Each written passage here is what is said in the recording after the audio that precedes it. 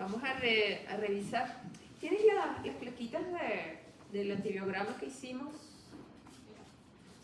¿Se acuerdan que fue, bueno, solo demostrativo? Pero vamos a tratar de hacer el análisis de todo lo que, de esos resultados, que es importante. Vamos a ver el PPT sobre infecciones en instituciones sanitarias, infecciones intrahospitalarias, muy importantes realmente. Con este tema vamos a repasar muchos de los conceptos que hemos venido trabajando hasta ahora. Y luego le corresponde al grupo. ¿Qué grupo es el que presenta el vídeo? Yo lo iba a anotar y se me... Grupo 2. Grupo 2. Va a presentar su vídeo de esta semana. ¿Okay? Muy bien, vamos entonces a avanzar con el PPT.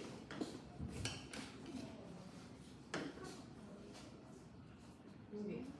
El tema entonces son infecciones asociadas a la atención en salud desde el punto de vista, por supuesto, del laboratorio.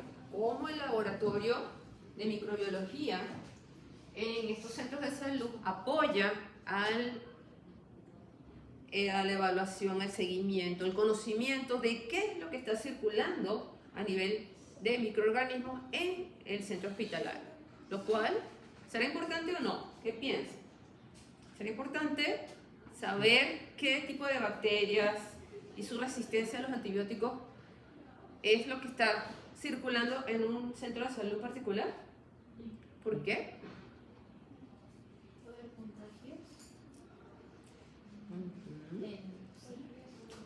Claro, porque dentro puede haber contagios dentro del mismo centro hospitalario. A ver, ¿de otra cosa? ¿Por ahí dijeron algo? ¿Su resistencia? La resistencia, realmente, como hemos dicho en otros momentos, las bacterias que se desarrollan en los hospitales son unos monstruos, realmente, porque en inmunodeprimido eso es, digamos, casi que sentencia de muerte, pues, ¿verdad? Porque las bacterias multiresistentes que se forman en un hospital debido al gran uso de antibióticos. Acuérdense que las bacterias se comunican y se pasan información, así como cuando hay exámenes y ustedes se pasan por bajo cuerda todas las respuestas a los exámenes. ¿Se acuerdan? Sobre todo en virtual, que eso era, bueno, pues eran expertos en pasarse las preguntas. Lo mismo hacen las bacterias, por lo menos las bacterias. Ellas logran adquirir grandes resistencias a los antibióticos y por supuesto se convierten en unas bacterias dificilísimas de control. ¿Qué vamos a ver entonces en este tema? Vamos a ver realmente la importancia de esos temas de conocer las infecciones que se producen en los centros de salud. Vamos a ver el papel muy importante que juegan los laboratorios de microbiología de los centros de salud. Mientras más grande es el hospital, más grande es el laboratorio de microbiología y es apoyo para los médicos que trabajan allí, incluso para la directiva, ya vamos a ver por qué, para lo que es el manejo de las enfermedades en el hospital. Vamos a ver cuáles son las enfermedades más importantes asociadas a estos centros de salud y cómo la bioseguridad realmente es un factor importantísimo para el control de estas, ¿no? Y allí el personal de salud, ustedes van a ser personal de salud, juegan un papel importantísimo en este proceso. Eso es lo que vamos a ver. ¿Cuáles serían esos centros de salud? Cuando nosotros hablamos de centros de salud, ¿cuáles serían estos centros de salud para ustedes? ¿Ah? ¿Qué serían estos centros de salud? Donde se atienden personas en proceso de recuperación de su salud. ¿Cuáles serían? Hospitales, clínicas privadas, públicas, muy bien. Las postas. Centros de salud. ¿Cuáles? O sea, queremos ser bien específicos para que vean que no solamente hospitales. ¿Qué otros lugares se atienden personas? Los tópicos, podría ser. policlínicos. A ver, piensen. Donde personas pueden ir, que no sean estos centros que ya nombramos, a recibir algún servicio de salud. Unidades de diálisis, ¿suena? ¿Sí? ¿Qué otro? Por ejemplo, en los asilos de los ancianos habrá médicos y habrá necesidad de manejarlos, su estado de salud. Entonces, abran ese panorama, porque realmente en todos ellos tenemos que tomar en cuenta esta situación. Miren en rojo, ¿qué es lo que dice allá esa lámina? ¿Qué dice así en rojo? Léalo alguien, por favor.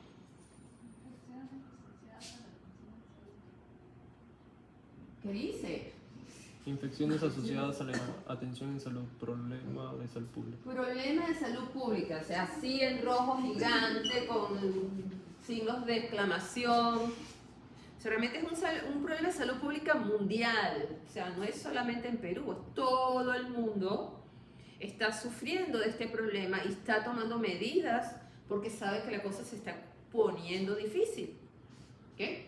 Fíjense, una infección adquirida en los centros de salud va a generar muchísima más mortalidad,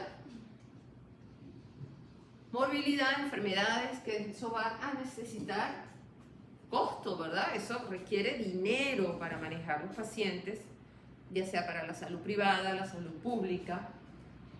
Las personas, por ejemplo, que entran, por ejemplo, en una emergencia por una apendicitis, le hacen la cirugía, lo dejan 3 días en observación, ¿verdad? Y adquiere una neumonía intrahospitalaria. ¿Los van a dejar salir? No. No, eso implica más costo de lo que ya estaba previsto, apartando lo que significa para el paciente como tal. ¿Okay? ¿Y qué pasa entonces cuando estos pacientes que adquirió, por ejemplo, ya vamos a ver las características, lo que define una infección intrahospitalaria, tiene su bacteria y se va para su casa? ¿Qué pasa con esa bacteria? ¿Ya queda dentro del hospital o ya empieza a formar parte de la ecología de las bacterias de la comunidad? ¿Sí? ¿Se acuerdan que estudiamos las neumonías adquiridas en la comunidad? ¿Sí o no? Muchachos, ¿están dormidos? Vamos, despiértense. Estudiamos neumonías adquiridas en la comunidad. ¿Sí? ¿Cuál era la bacteria más asociada con este tipo de infecciones, de neumonías adquiridas en la comunidad?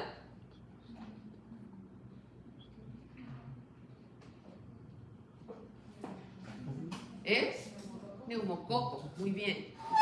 Vamos a ver cómo puede eso cambiar en una infección adquirida en el hospital, ¿no?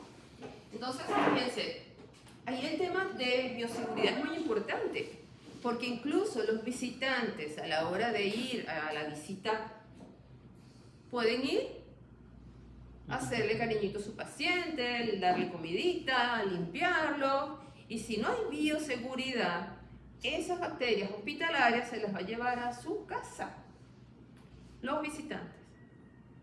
Entonces, la bioseguridad, empezando por el lavado de manos, es muy, muy importante. Hay algo en amarillo que dice algo bien interesante. Dice, la tasa de infección hospitalaria es un indicador de calidad. Por ejemplo, yo tengo aquí 3 hospitales, el 1, el 2 y el 3. En este me reportan 1% de infecciones intrahospitalarias, en este 5% y en este 10% de infecciones intrahospitalarias. Y póngale que eso sale publicado y yo tengo que escoger en qué hospital quiero hacerme una cirugía. ¿En cuál irían ustedes? Al 1, el que tiene 1%. ¿Por qué? ¿Qué quiere decir eso? ¿Qué implica? Que este hospital no haya desarrollado solo un 1% de infecciones intrahospitalarias. Procedimientos adecuados. Cumplen su bioseguridad. ¿Perdón? Cumplen la bioseguridad. cumplen bioseguridad, o sea, en eso, entonces tú puedes muy bien. Y eso es un nivel, y eso es importantísimo, muchachos, importantísimo a nivel de lo que es, a nivel del MINSA, el control que hay sobre los hospitales. Ya vamos a ver qué instrumento se utiliza para estudiar y llevar ese registro de control de calidad dentro del hospital. Como un punto clave que ya lo dijimos, ¿qué es lo más grave cuando se producen infecciones intrahospitalarias? ¿Qué está en rojo ya? ¿Qué dice? Resistencia antibiótica. La resistencia a los antibióticos, porque no hay un lugar donde haya mayor uso de antibióticos que en los centros de salud. Y entonces es el momento en que las bacterias allí aprenden a cómo evadir la acción de los antibióticos y crean resistencia y se la pasan unos a los otros. La TBC es un ejemplo de una bacteria que puede adquirir una alta resistencia a los antibióticos, ya lo estamos estudiando, lo vimos en la teoría. Y bueno, esto está produciendo millones de muertes a nivel mundial y es un problema de salud pública mundial. ¿Okay? La profesora Yesenia estaba hablando, y lo vamos a ver en el vídeo, algo que fue bien interesante, que vamos a ver las condiciones para considerar que una enfermedad haya sido adquirida durante la estadía de un paciente en el hospital. Y bueno, se lo voy a adelantar para poderles explicar esto. Se tiene que pasar 2 días el paciente hospitalizado para que luego de esos 2 días y aparezcan los síntomas y signos, se considere que fue adquirida en el hospital. ¿Ok? 2 días. ¿Cuánto es el tiempo de incubación de la tuberculosis? ¿Cuántas semanas tiene que pasar para que aparezcan síntomas en una? Muchas semanas, o sea que realmente la TBC más bien es una enfermedad adquirida. ¿Dónde? ¿Dónde adquirimos la TBC? ¿Dónde se puede adquirir la TBC? En la comunidad. ¿Okay? Esto es un ejemplo, no tanto de una enfermedad que se adquiere intrahospitalariamente, sino más bien un ejemplo del problema de los antibióticos, de la resistencia a los antibióticos. ¿Sí les queda claro esa diferencia? ¿Okay? Lo estamos usando acá más que todo como un ejemplo al problema de la resistencia. Muy bien, esta lámina es importante, preguntas de exámenes salen de allí. ¿Por qué? Porque son las condiciones en las que se considera que una enfermedad ha sido adquirida en el hospital. Antiguamente a los hospitales se les llamaban nosocomios. Entonces las enfermedades intrahospitalarias también se pueden llamar enfermedades nosocomiales. Entonces, eso tiene que ser demostrado que fue adquirida durante la estancia del estadio del paciente en el hospital. ¿Y qué consideran? Uno, que debió haber sido adquirida 48 horas después del que el paciente ingresó. ¿Qué quiere decir esto? Que no haya estado en un periodo de incubación la enfermedad al momento del ingreso, ¿ok? Entonces, con 2 días, ellos calculan que cubren esto, y también el egreso, porque tú puedes estar en el hospital, adquirir tu infección, y 3 días después en tu casa comenzar a producir síntomas y signos, a presentar síntomas y signos. ¿Sí? Entonces, los criterios para una enfermedad intrahospitalaria es que los síntomas y signos se presenten 48 horas después del ingreso o 72 después del egreso. ¿Sí? Esas son las condiciones para que podamos decir que una enfermedad es de tipo intrahospitalario. Aquí hay algunos ejemplos de lo que ustedes estaban ya comentando, que vamos a considerar entonces un centro de atención de salud. Todos los centros, por ejemplo, donde se hacen cirugías ambulatorias, por ejemplo, los oftalmólogos que hacen cirugías de cataratas y lo hacen en sus propios consultorios, eso es un lugar donde puede haber un riesgo de adquirir una infección en un centro de salud, ¿sí? Los centros de hemodiálisis, como les decía, y bueno, todo eso, ¿no? incluso centros de atención de enfermedades crónicas. En este momento, entonces, ¿qué tan importante es el laboratorio de microbiología para el conocimiento, control de lo que ocurre en un hospital, tomando en cuenta estas bacterias multiresistentes y la posibilidad de que un paciente se contamine dentro del mismo hospital? Es muy importante porque vamos a ver cómo el laboratorio debe llevar un registro de todo lo que se procesa en el hospital. ¿Qué tipo de procedimientos y qué tipo de muestras se pueden hacer en los pacientes en un hospital, por ejemplo? Ahí está. Hemocultivos. ¿Cuál es la muestra que enviarías al laboratorio para hacer un hemocultivo? Sangre. ¿Okay? ¿Qué condiciones requiere para que tú pienses o necesites mandar a hacer un hemocultivo a un paciente? ¿Qué condiciones clínicas? Preguntas de examen, ¿recuerdan? Sí, sí. Ajá, a ver, no se les olvide nunca más. Dígame una. A ver. Lactantes menores de 3 meses. ¿Cuál? Pero... A ver. ¿Perdón? Fiebre, sin foco definido. Fiebres en lactantes menores de 3 meses. Fiebres en inmunosuprimidos. Ajá, sí. Había uno que tenía catéter, pero... Catéter, personas con catéter, ahorita lo vamos a ver, ¿sí? Muy importante porque es un foco de infección, pero muy importante, ¿no? ¿Qué son los urocultivos? ¿Qué muestra enviaríamos al laboratorio para hacer un urocultivo? Orina, ¿sí? Vamos a tener dentro de 2 semanas una práctica de urocultivo. Cultivo de catéter, eso es lo que vamos a ver ahora, ¿no? Vamos a ver cómo la colocación de catéteres, ya sean vesicales para orina o de esos que van directos centrales a la yugular, son puntos de posible fuente de infección, ¿no? Entonces, cuando hay un paciente que tiene un catéter y se sospecha que el catéter que tenía, porque eso hay que sacárselo, era la fuente de infección, se hace un cultivo del propio catéter para tratar de identificar cuál era la bacteria que estaba ahí ocasionando el proceso infeccioso, ¿no? Cultivo de secreciones, bueno, tantas secreciones que podemos ver. Entonces, el laboratorio de microbiología lleva un registro. Y aquí, entonces, de verdad, yo siempre les digo que los médicos tienen que hacerse pata del personal de laboratorio.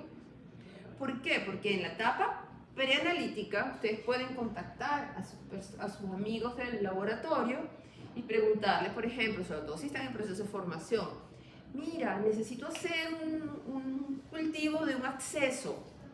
¿Qué muestra tomo? ¿Cómo la llevo? ¿Hay un medio de transporte? O sea, ese es el lenguaje que ustedes deben adquirir en este curso para que ustedes puedan comunicarse con sus amigos de laboratorio, ¿no? Entonces, con seguridad, esta etapa posanalítica va a ser mucho más fácil para ustedes, ¿no? Porque acuérdense que la fase posanalítica implicaba, por ejemplo, el resultado, ¿verdad? Si ustedes tienen amigos en el laboratorio, seguramente van a agarrar, si consiguen algo importante, nos pueden llamar. Doctora, doctor, mira lo que salió, ya te lo voy a reportar, pero mira, o sea, les avanzan los resultados, los ayudan a interpretar los resultados, porque ustedes van a llevarse a una experiencia aquí de laboratorio, pero en el día a día es que ustedes van a pulirse con esto, ¿no? Entonces, miren lo que se llama que tengan una interacción directa con el personal de laboratorio.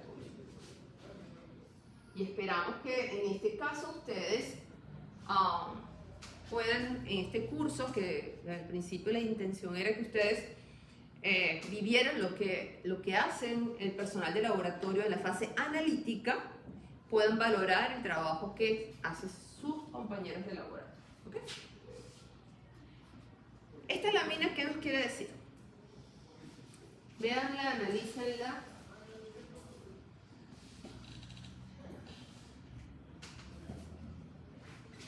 Los países desarrollados, según la Organización Mundial de la Salud para esa época, ¿cuánto es el porcentaje de probabilidades de que adquieran un una infección intrahospitalaria las personas que están hospitalizadas allí?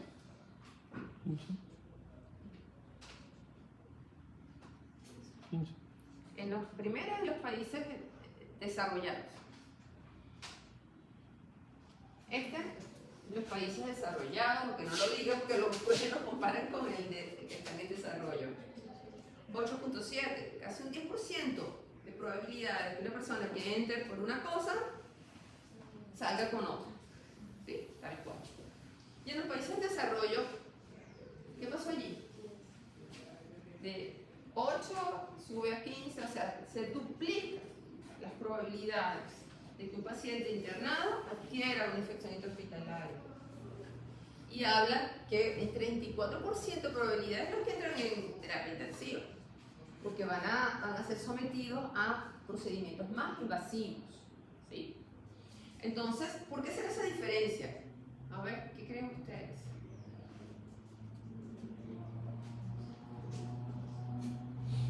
De lo que ustedes conocen hasta ahorita del estado de recursos de los hospitales públicos, por ejemplo. La economía. No hay casi recursos. Todos tienen agua, jabón para lavarse las manos, en todo. Y si hablamos de bioseguridad como un factor importante para el control de estas infecciones, ¿qué podemos decir? ¿Okay? Entonces, eso es una realidad. Entonces, mientras se puede evitar la hospitalización de un paciente, mejor. ¿Se acuerdan los criterios de CENTO para la hospitalización de los pacientes con neumonía? Preguntas de examen.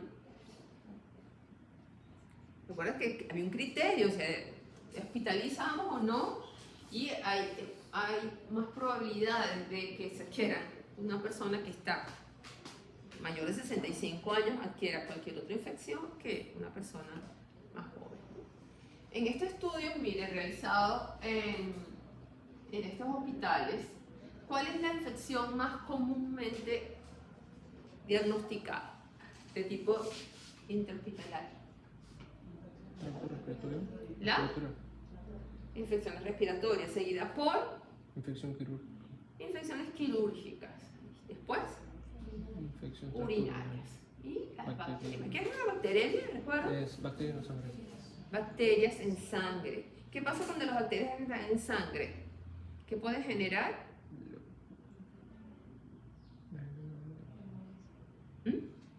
Ocupé. Y hay un concepto muy importante que estudiamos que puede generar una bacteremia. Sepsis, ¿sí? Shock séptico. Todo se origina a partir de la bacteremia. ¿Okay? Entonces, por ejemplo, aquí, no sé si yo se los he comentado a ustedes, por ejemplo, hay médicos y estudiantes, sobre todo, antes de decidir la especialidad que quieren tomar, dicen, ay no, fúchili, esas infecciones, yo no quiero estudiar dermatología porque eso es horrible. O pediatría, que todo el tiempo están esos muchachitos enfermos.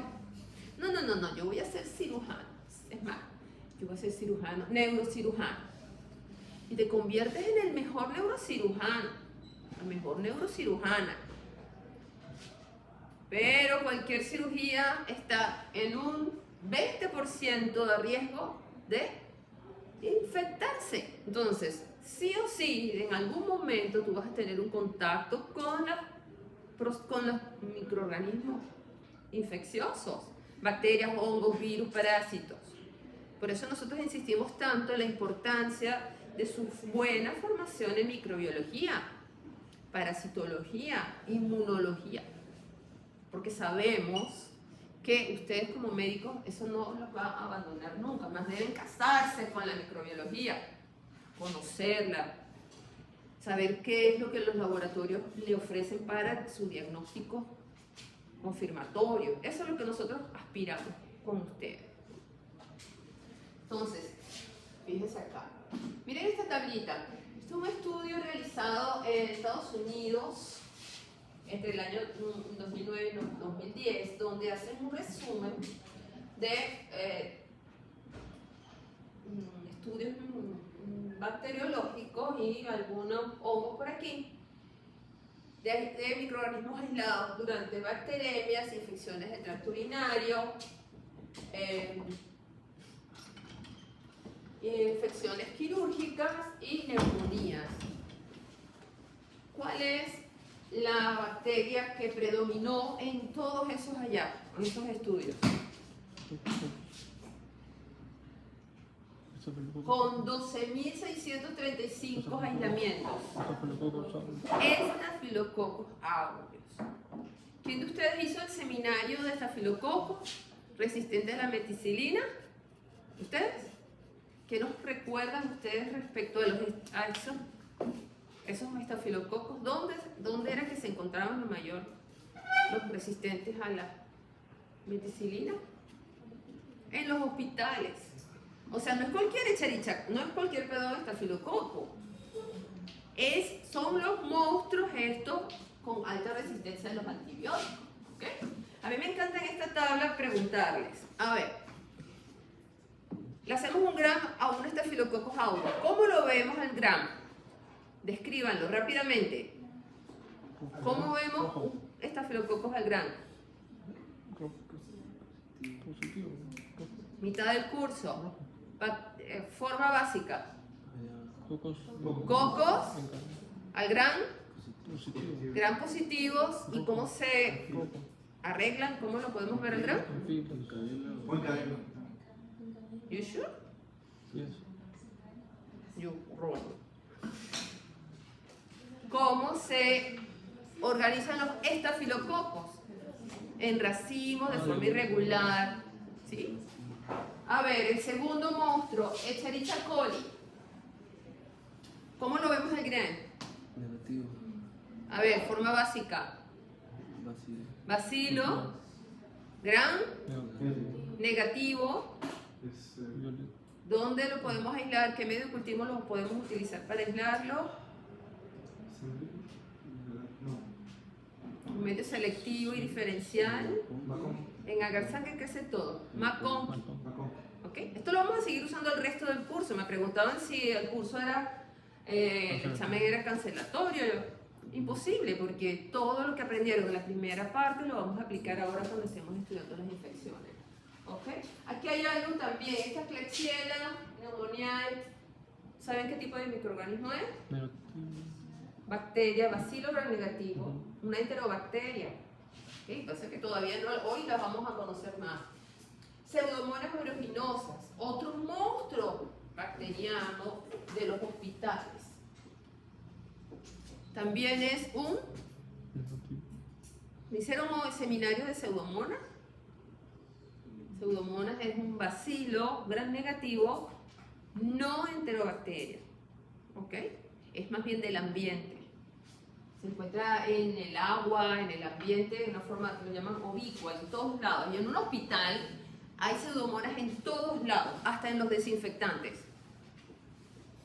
Así este fuerte está. Enterococos, importante también en las infecciones intrahospitalarias. Mírenlo allí. ¿Qué tipo de bacteria es un enterococo? Pertenece a la microbiota intestinal, muy bien. ¿No les causa curiosidad? Tienen que saber esto es lo más básico. Miren lo importante que son, que están dentro del ranking de mayores aislamientos en los hospitales. Enterococos son cocos gram positivos en cadena. Antes estaban dentro del género Staphylococcus y los separaron. Son primos hermanos de los estafilococos, pero se llaman enterococos. Y el fecalis también tiene una gran cantidad de resistencia a los antibióticos y se transmite a través de las heces de los pacientes. Si un paciente adquiere, por ejemplo, una infección urinaria por un enterococo, por una mala colocación de una sonda vesical, difícil de controlar la infección. ¿Sí lo ven? Candida albicans, ¿qué es la Candida albicans? Un hongo, ¿de qué tipo? ¿Su forma? ¿Es levadura o ramificado? Levadura. ¿Sí? Muy bien, y así. Importante que esta definición, preguntas de examen, porque esta es una parte muy importante. ¿Qué es un mapa microbiológico? Es un documento, una estadística, un estudio que hace el laboratorio de microbiología del hospital para conocer cuáles son las bacterias, los microorganismos que circulan en mayor proporción dentro del hospital. ¿Será esto importante? ¿Será útil? ¿Será importante saber cuáles son las bacterias que se aíslan en diferentes espacios de los hospitales? ¿Por qué será? Para hablar de estadística. No estadística. Por estadística, claro, pero ¿qué aplicación? ¿Cómo lo podemos usar? Saber qué métodos usar para eliminarlo. Para saber qué método, porque fíjense, no se quedan solos con conocer cuáles son las bacterias que circulan, sino también hay que identificar su resistencia a los antibióticos, de las mismas bacterias que aislaron. Entonces, el laboratorio de microbiología tiene un área especializada en lo que es la vigilancia epidemiológica de las bacterias que circulan en el hospital, aparte de las que aíslan de los pacientes, de lo que circula. Entonces puede haber un día en los controlos y vamos a revisar las superficies del quirófano número 1 y hacen toma de muestra con unos hisopos, medios de cultivo, por ejemplo de las camas, de los aparatos de anestesia, de todos los espacios ambientales, y van llevando un registro de qué aíslan y cuál es la resistencia que llevan. Entonces, ¿se acuerdan de lo que hablábamos de la calidad de los hospitales? Bueno, esto lo refleja. Entonces, la calidad del hospital se mide también con su mapa microbiológico. Por ejemplo, algo práctico. Tienes un paciente que ya adquirió síntomas y presentó signos y síntomas a los 3 días de hospitalizado. Entró una mujer, por ejemplo, parió, dio luz, pero se complicó el bebé, no sé qué, y la dejaron hospitalizada. Y empezó a tener problemas respiratorios a los 3 días de haber estado hospitalizado. ¿Ok? Entonces, ustedes tienen que tomar decisiones de qué tipo de antibióticos ponerle a esa paciente en un tratamiento empírico, mientras le mandaron las muestras al laboratorio para procesar. En un tratamiento empírico de una infección intrahospitalaria, porque ya saben que la adquirió en el hospital, ¿qué tipo de antibióticos podrían usar? ¿Será útil esta información? ¿Sí ven? ¿Qué antibióticos usarían, por ejemplo? Estos son los de menor porcentaje de resistencia y los de mayor. Imagínense que estas son las de mayor. Carbenicilina. ¿Mandarían esta? ¿La de mayor resistencia? No. Está al revés, o sea, este es este. Este es este. Ciprofloxacina sería este y así. ¿Cuáles mandarían, por ejemplo, a una infección urinaria? Ciprofloxacina. ¿Lo podrían mandar con confianza? Si no tiene más nada, imagínense que no ayuda otro antibiótico, sino solo eso. Entonces, un tratamiento empírico es muy importante porque tú evitarías, por supuesto, enviar penicilina, tetraciclina, eritromicina, porque ya tú sabes que en el hospital las bacterias que producen esas infecciones son súper resistentes. Entonces vas a perder el tiempo. Te vas con esa información a utilizar los antibióticos que presentan menos resistencia, demostrado en el laboratorio de microbiología. Doctora, ¿eso es por cada centro de salud? Cada centro de salud tiene su DNI, que es su mapa bacteriológico, y debe mantenerlo actualizado, lo debe difundir. Todos los médicos deberían tener acceso a esa información, información pública. ¿Sí? O sea, por ejemplo, en otros hospitales podría, por ejemplo, un medicamento, no, las bacterias pueden ser menos resistentes. Claro, esa es una muy buena pregunta. Imagínate tú, pueden comparar, por ejemplo, un hospital en Loreto, la microbiota del hospital, porque esto es como si fuese la microbiota del hospital, ¿verdad? ¿Será igual a la de una en Ayacucho? Probablemente no, porque las bacterias, el ambiente, todas las condiciones son diferentes. Aquí mismo en Lima, podemos comparar, por ejemplo, el hospital de emergencia de Villa Salvador con un hospital María Auxiliadora de San Juan de Miraflores. No, son distintos. Entonces, cada hospital tiene su propio mapa, su propio DNI. Y si tú trabajas en 3 hospitales, porque puede pasar, los médicos trabajan, tienen que saber en qué hospital está trabajando y conocer su mapa bacteriológico, microbiológico, perdón, de su centro de trabajo. No, doctora, pero me refería la resistencia a los medicamentos, es igual en todo. Claro, o sea, al ser diferente, las bacterias también van a ser diferentes, la resistencia, sí. Sí, porque puedes tener diferentes resistencias de la misma bacteria en los 3 hospitales, diferentes. Por eso es que esto es como un DNI, lo que te le decía, ¿no? Es único para cada hospital. Vamos a ver diferentes tipos de procedimientos en los cuales hay mayor probabilidad de producir una infección, de adquirir una infección intrahospitalaria y de producirla, porque el personal de salud que ejecuta el procedimiento es responsable de aplicar medidas de bioseguridad para evitar que el paciente adquiera una infección intrahospitalaria, sabiendo que estos son procedimientos que facilitan ese proceso. Por ejemplo, ¿qué son las sondas vesicales? ¿Conocen lo que son las sondas vesicales? Mírenlo allí. ¿Qué son?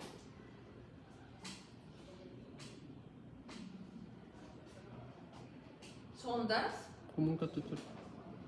urinarias, catéteres que hay de diferentes tipos, permanentes, no permanentes, que hacen que se introduce un catéter por las vías urinarias por la uretra hasta la vejiga.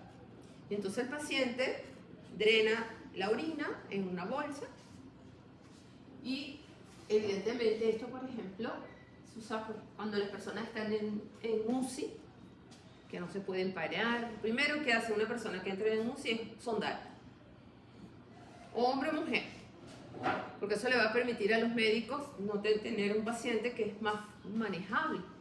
¿Okay? Pero entonces, por ejemplo, entraste con una neumonía y ¿creen que es posible estos procedimientos que pasa? Estas fotos son en hombres, pero en mujeres también, que es más propenso a una infección. En este procedimiento habrá posibilidades de introducir mecánicamente microbiota de tejido alrededor de la entrada de la uretra. No, así. Todas las posibilidades. Este es el hombre, pero imagínense la mujer, que la área perianal está a centímetros de la uretra. Entonces, si no hay un aseo adecuado, medidas de bioseguridad, las probabilidades de producir una infección por catéter de tipo urinario, sonda vesical, es altísima. Vamos a estudiar cuáles son las condiciones para determinar que estamos frente a una infección urinaria.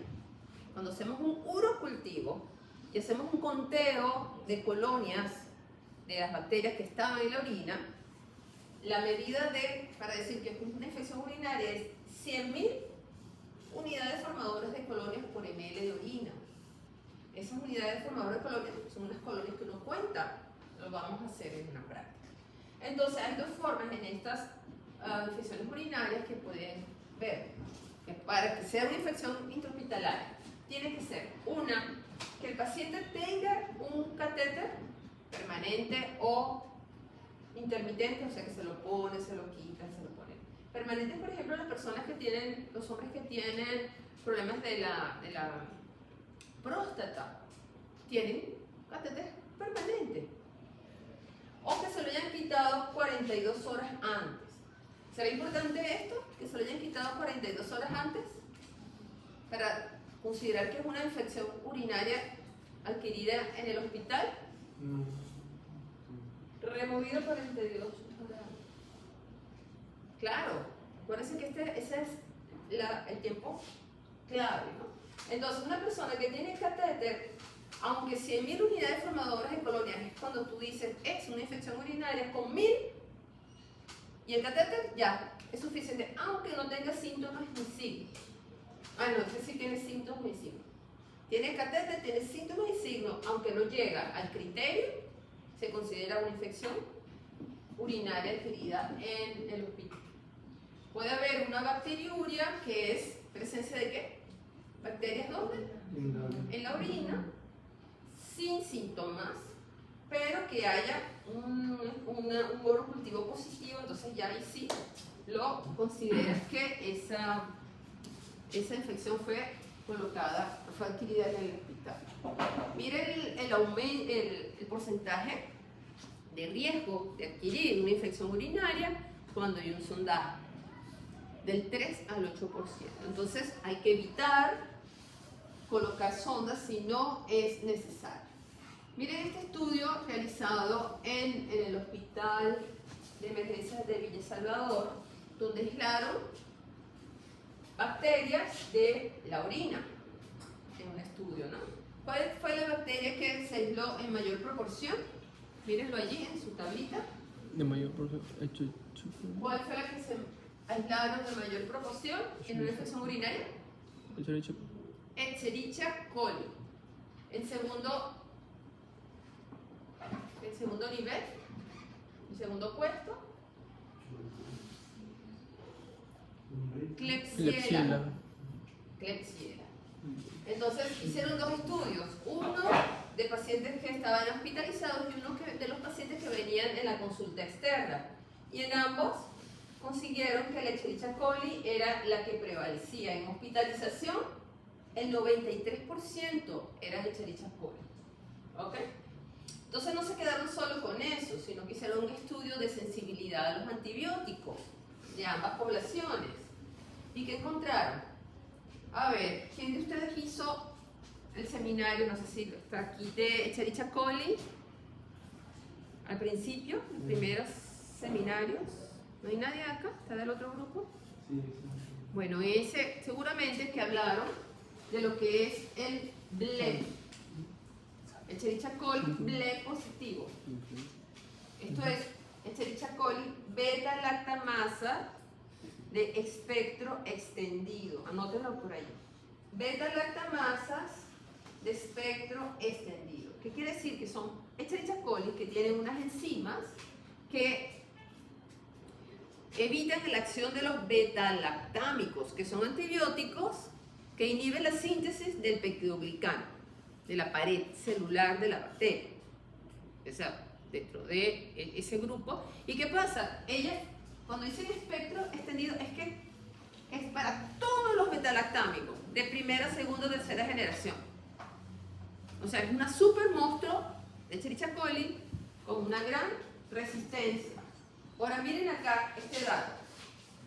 ¿Dónde hubo mayor presencia de Escherichia coli BLE positiva? ¿En la comunidad o en la hospitalización? Ambulatorio. De forma ambulatoria, que viene de la comunidad. ¿Nos esperaríamos este resultado? No, ¿verdad? Es contraintuitivo. ¿Qué nos está diciendo esto y nos debe poner alertas? ¿Qué está pasando en la comunidad? ¿Qué está haciendo la gente para que en la comunidad haya más Escherichia coli resistentes que en el hospital? No hay una buena higiene. Automedicarse, uno de ellos, claro. Entonces, ese Escherichia coli le pasa al vecino rápidamente la resistencia a los antibióticos, sobre todo que ella tiene una tasa de replicación muy alta. Cada 20 minutos la Escherichia coli se multiplica, entonces la posibilidad de diseminarse esa cepa es muy alta. ¿Okay? Bueno, eso en cuanto a las infecciones urinarias. Las neumonías intrahospitalarias, bueno, ya estudiamos las neumonías adquiridas en la comunidad, ¿cierto? Lo estudiamos en teoría y en laboratorio también. Entonces vamos a ver que recordarles que bueno, es la primera causa de mortalidad, la segunda de morbilidad, o sea, infecciones, enfermedades en los centros de salud. Se considera una neumonía asociada a la hospitalización si las síntomas y signos aparecen ¿cuándo? Después de 48 horas de hospitalización. Si el paciente no está solo hospitalizado, sino que está en UCI con ventilación mecánica, allí también se considera que la infección puede haber sido adquirida 2 días después. Ahora, ¿quién la produce? Va a depender. Si se produce en menos de 4 días, ¿quién prevalece en esa infección? Esa neumonía son gram negativos. ¿Qué gram negativos podrían ser? De los que ya les recordé. Vamos a ver, Klebsiella pneumoniae, Pseudomonas aeruginosa es un bacilo gram negativo, también. ¿Sí? Y si pasa de los, perdón, aquí me equivoqué, bueno, esto es gram positivo, perdón, disculpe. Si es menor, temprano, es gram positivo. ¿Cuál vimos que era la bacteria gram positiva que prevalecía? Staphylococcus aureus en la fase temprana, los primeros 4 días. Si es después de los 4 días, entonces, perdón, ahí es donde los bacilos gram negativos empiezan a tener importancia, como Klebsiella pneumoniae, como Pseudomonas aeruginosa. ¿Sí? Mírenlo aquí. Para factores de riesgo para adquirir estas neumonías intrahospitalarias, tenemos, por supuesto, la edad, comorbilidades como diabetes, infecciones obstructivas crónicas, inmunosuprimidos, o que tenga en la hospitalización, haya tenido procedimientos como la colocación de sondas nasogástricas, anótenlo si no lo saben lo que es NSG, sondas nasogástricas, intubaciones, uso de sedantes, cirugías torácicas, ¿sí? El uso de inhibidores de bomba de protones es como el omeprazol. ¿Conocen el omeprazol? Sí.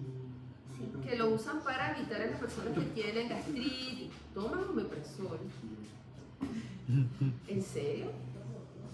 El Dayal. Sí. También. A esta altura de chiquititos. ¿Por qué? ¿Por estrés? ¿Por gastritis? Bueno, muchachos estudiantes de medicina, esa gastritis es por estrés. Y si ustedes toman omeprazol el resto de su vida, además que cada día le sacan más problemas, más efectos secundarios, ustedes están inhibiendo la posibilidad de que su pH estomacal regule posibles infecciones.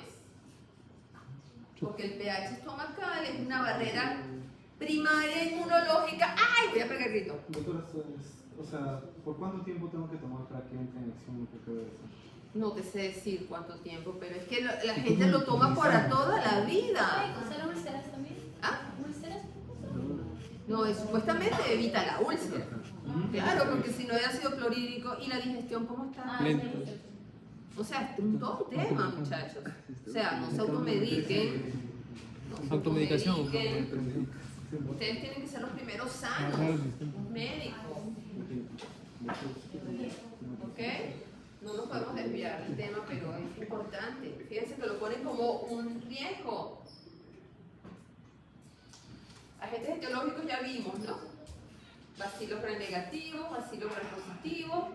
Este es Acinetobacter baumannii, un bacilo gram negativo, y es también parte de la microbiota de la faringe.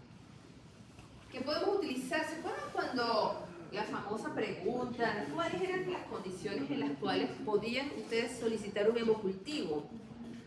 Una de ellas era neumonías intrahospitalarias. Esto es fíjense que dentro de, para cultivo lo primero que les colocan es hemocultivo en las neumonías intrahospitalarias. ¿Sí?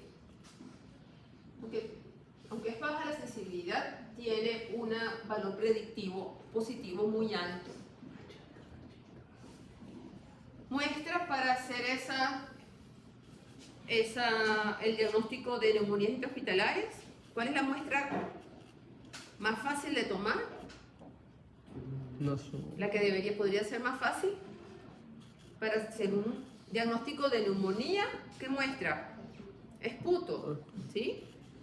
Con su criterio de Centor, ¿se acuerdan? De Murray, perdón, criterio de Murray. Si no se acuerdan de que estoy hablando chino, repasen sus clases anteriores. Cuando no es fácil obtener el esputo, entonces se van a procedimientos un poco más invasivos, como la broncoscopia, ¿ok? Para obtener un cepillado bronquial o un aspirado por sondas endotraqueal, y ahí puedes tener una buena muestra. Ustedes deben tener el criterio en qué momento usarlo. Cuando ya haya intentado tener el esputo, cuando su paciente no tiene diagnóstico y necesitas la muestra. ¿Por qué? Porque no te puedes ir solamente al tratamiento empírico, porque sabemos lo peligroso que es poner un tratamiento empírico a una enfermedad intrahospitalaria. Entonces tienes que tratar de tener la información del antibiograma, o sea, de esto que está aquí, de esto que hicimos o intentamos hacer la semana pasada.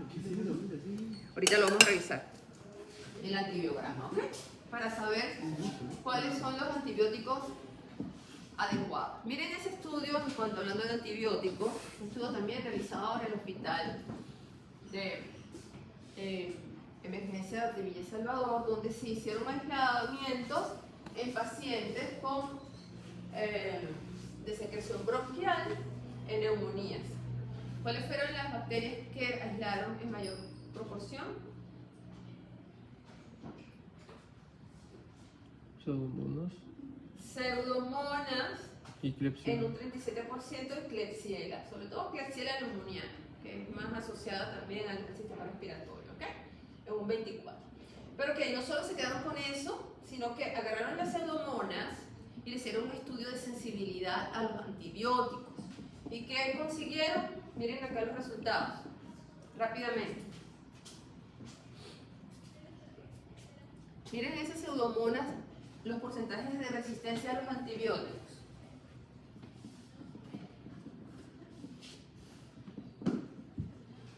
¿Qué antibiótico podrían ustedes recetarle a ese paciente que le aislaron una pseudomonas así? ¿Será fácil de tratar? No. Es resistente a todo. ¿Sí? ¿No lo ven? ¿Venlo? O sea, ¿con qué trata ese paciente? Si esa cepa es...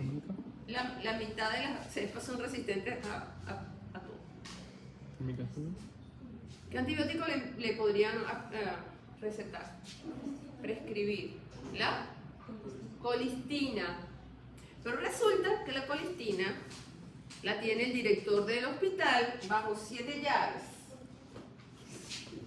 Para que el director dé autorización de usar la colistina, tiene que demostrar que no existe otra posibilidad. ¿Qué pasa si agarran la colistina y la empiezan a usar? ¡Ay, ya tienes! ¡Ay, toma! Colistina. Empieza a usar colistina. ¡Bueno, otra vez la resistencia! Ahorita esa colistina era el único as bajo la manga, por lo menos en ese estudio, ¿no? ¿Saben quiénes eran también as sobre dentro de la manga así hace unos años? La vancomicina, los imipenem. Era la magia. Todo era sensible al imipenem, hasta que empezaron a usarlo indiscriminadamente y miren los resultados. Entonces, ya vamos a ver que existen los estados en Perú, está controlando el uso de los antibióticos justo para que no pase eso.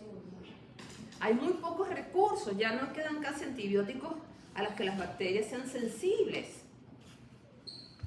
Y si hablamos de TB, menos, pues estamos en crisis mundial. ¿Okay?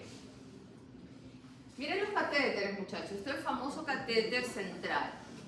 Miren esto. Es un tubo, se rompe la yugular, eso lo hace un médico en condiciones. Se corta, se introduce un catéter casi directamente a la yugular. Se cose aquí los puntitos y el paciente está ahí expuesto a cualquier cosa. ¿Sí? posible que un paciente así adquiera una bacteremia? ¿Por qué tipo de microorganismo?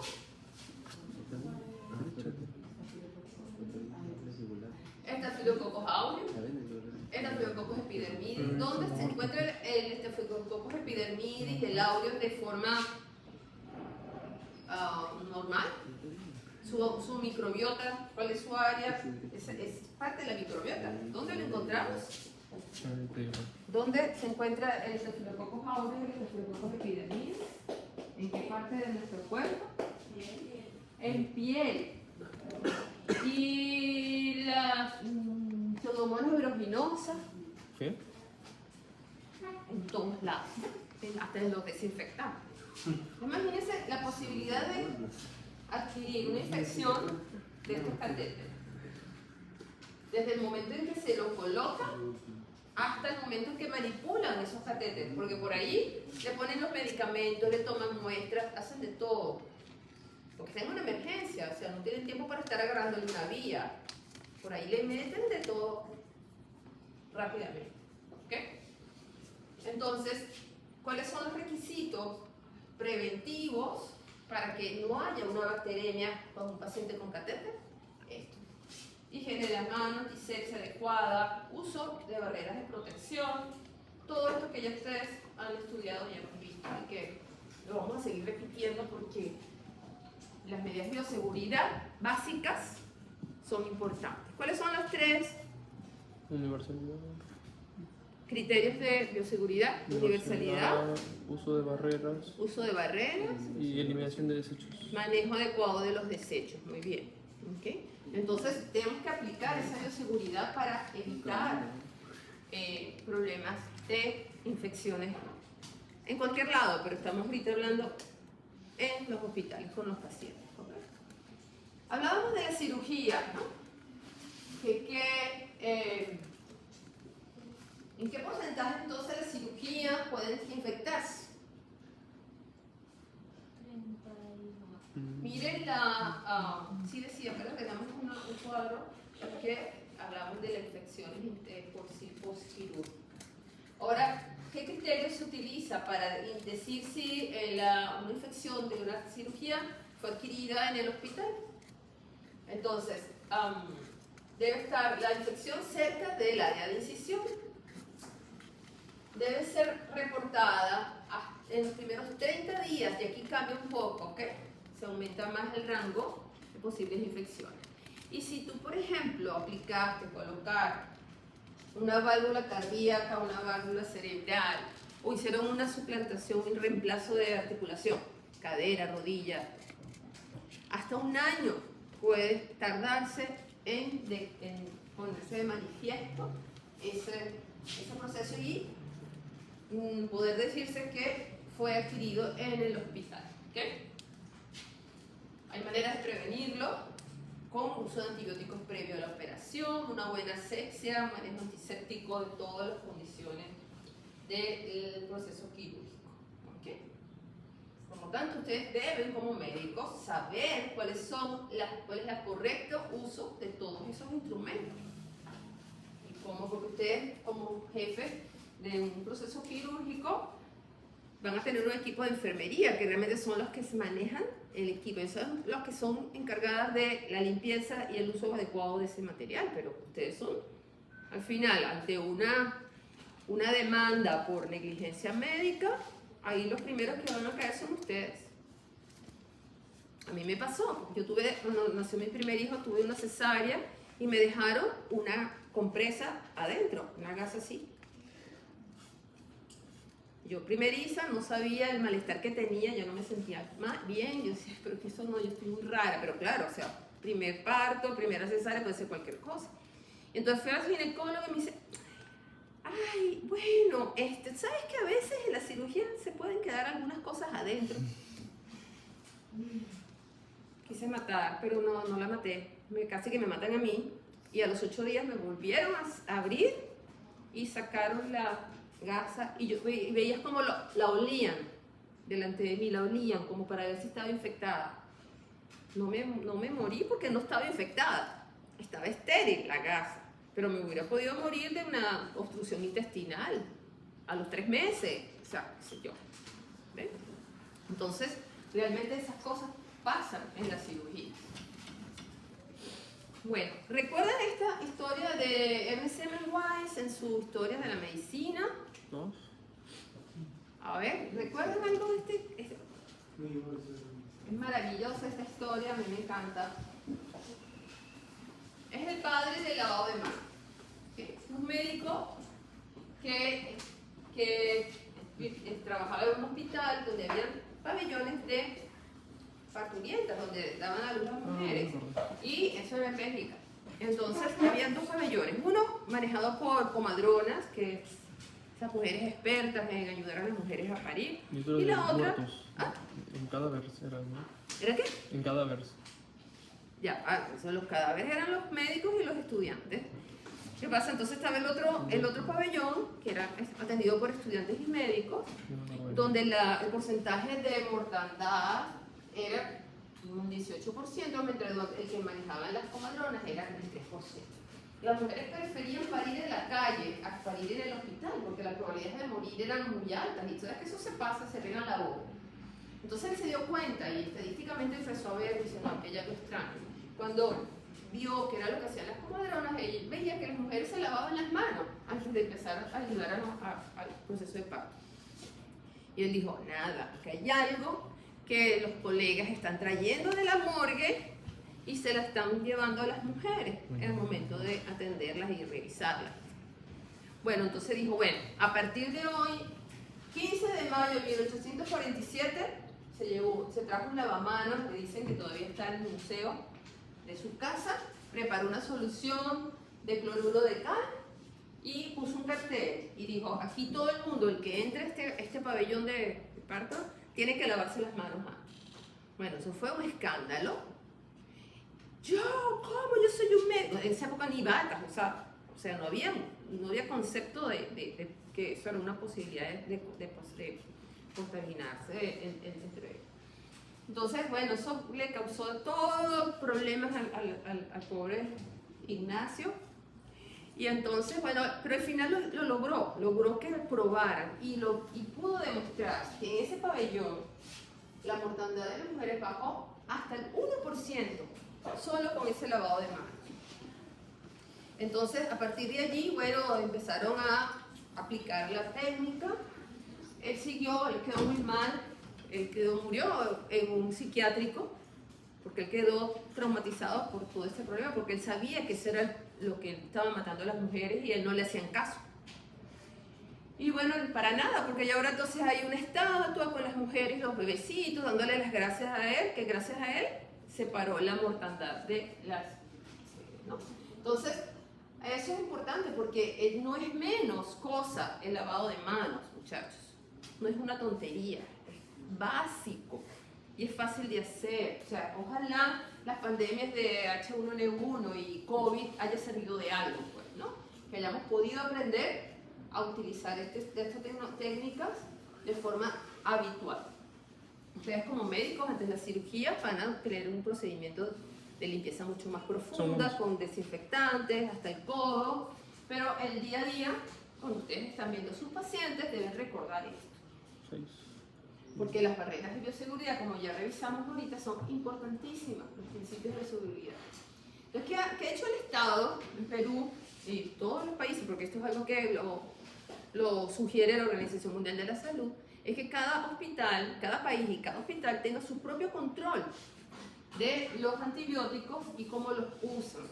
Entonces hay un decreto supremo en Perú para el programa de optimización de antibióticos del PROA, que no es más que pedirle a cada hospital, cada centro de salud, que según sus propias características haga un flujograma de cómo va a ser la aprobación del uso de los antibióticos dentro del hospital. Por lo que ya vimos el tema de que mientras más antibióticos se usan, más probabilidades de generación de cepas resistentes hay. ¿Okay? Entonces, por ejemplo, es el PROA del Hospital de Emergencia de Villa Salvador. Entonces, el médico tratante hace una propuesta, lo revisa el farmacéutico, lo aprueba el infectólogo, y si todo está bien, pasa a la farmacia y te entregan los productos, los antibióticos. Si no, lo vuelves a revisar hasta que esté aprobado por el infectólogo. Es la manera en que el hospital puede controlar la forma en que se van a utilizar los antibióticos y evitar la multiresistencia, ¿no? La resistencia a los antibióticos. Esta imagen nos cuenta que representa a la primera abuelita que sobrevivió al COVID durante la pandemia en un hospital. Lo cual, que a esa edad, lo más probable era que no se muriera por COVID, se muriera por cualquier otro tipo de infección. Entonces, eso nos recuerda la importancia del uso de todas estas medidas preventivas y el trabajo en equipo que debemos hacer para lograr, que es el objetivo de ustedes como médicos, ¿no? Salvar vidas, ¿sí? Entonces, bueno, eso es algo que queremos confirmar. Bueno, rápidamente para que podamos hacer su ABA y ver la plaquita, vamos a hacer esta, ¿quién quiere ser millonario? A ver, la primera. Todas son falsas, excepto ¿cuál es la correcta respecto a las infecciones hospitalarias? A ver, ¿cuál es? No sé. La primera, ¿cuál sería? ¿Cuál es correcta No sé. respecto a las infecciones intrahospitalarias? A ver, rapidito. La D, ¿verdad? Es un indicador, la tasa de infección es un indicador de la calidad. Mayor calidad, menores infecciones. ¿Okay? Respecto a los mapas microbiológicos, ¿cuál es el más adecuado de todos? Características de un mapa microbiológico. Preguntas de examen. No sé. ¿Cuál es la más correcta? Todas, ¿sí? Todas son características del mapa microbiológico. Muy bien. En cuanto a los factores de riesgo de neumonía, ¿cuál es la menos adecuada? ¿Cuál es el factor de riesgo menos que podemos aplicar menos? Diabetes. La diabetes. ¿Okay? No, diabetes no. Diabetes es una de las más importantes. Hipertensión, ¿no? La menos. Hipertensión. ¿Okay? Cuando en los exámenes tengan cuidado con esto, porque tienen que leer muy bien la pregunta. Bueno, aquí tienen su ABA de esta semana, el ABA 8. Bueno, estamos acercando al final del semestre, estamos en la mitad. Y tiene que ver con, acuérdense que el caso lo tienen que enfocar en infecciones intrahospitalarias, ¿ok? Ok. No es cualquier infección, es dentro del hospital. Muy bien.